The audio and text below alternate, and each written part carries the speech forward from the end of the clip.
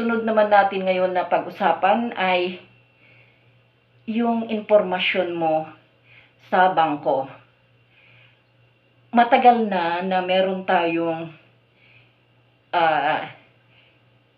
deposit secrecy law sa Pilipinas.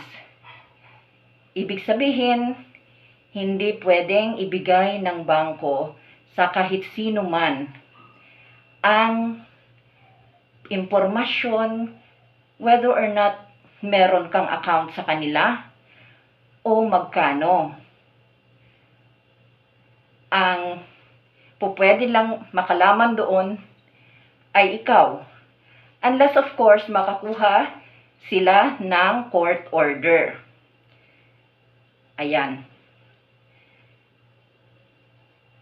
So, safe ang yung deposit mula sa prying eyes ng sino man. Importante ito sa mga maraming pera, obviously. Kasi, kapag alam nila na marami kang pera sa bangko, pwede kang maging biktima ng kidnap for ransom or kidnapping. Yan.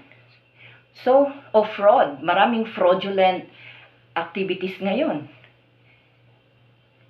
Ngayon, paano naman yung mga impormasyon na naibigay mo sa bangko as part of their being client?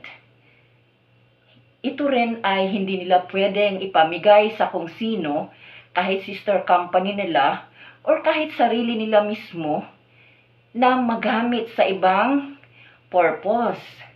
Dapat ang paggagamitan lang ng impormasyon na ibinigay mo sa kanila ay yung purpose kung bakit mo ibinigay. Ayun.